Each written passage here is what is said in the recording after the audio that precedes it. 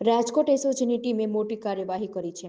એસઓજીની ટીમે કુવાડવા રોડ પરથી ડીમાર્ટ પાસેથી નોનવેજના ધંધાર્થી અને રાજસ્થાની શખ્સને ₹18,14,000ના 362.95 ગ્રામ હેરોઇન સાથે ઝડપી પાડ્યા। રાજકોટમાં હેરોઇનનો આટલા મોટા પ્રમાણમાં જથ્થો પ્રથમ વખત ઝડપાયો છે।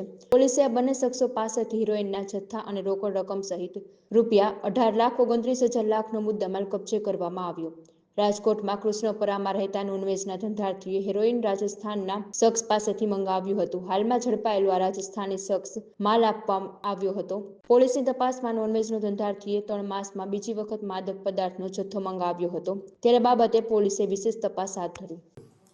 રાજકોટ શહેર police commissioner Shri Brajesh Kumar Jha sir, additional CP sir તથા ડીસીપી ક્રાઇમ સરની સૂચનાથી રાજકોટ યુવાધન નશાના રવાડે ન ચડે, નાર્કોટિક્સ પદાર્થનું વેચાણ અટકાવવા તથા સે નો ટુ ડ્રગ્સ મિશન અંતર્ગત ગત તારીખ 14/10/2025ના રોજ Rajkot SOG PI MR Gondaliya તથા પીએસઆઈ આરજે કામાડિયાની ટીમને એક બાતમી મળી હતી, જેના આધારે 2 શખ્સો ફૈઝલ યુસુફભાઈ ચૌહાણ તથા રાજમલ રકમા મીણાને કુવાડવા રોડ પરથી 362 ગ્રામ હેરોઇન જેની કિંમત છે 18,14,725 સાથે પકડવામાં આવેલ છે।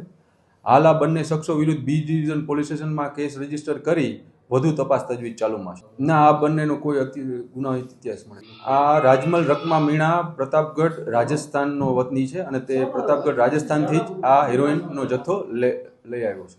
અહીંયા તે ફૈઝલ યુસુફ ચૌહાણ બીજો આરોપી છે તેને આપવાનો હતો।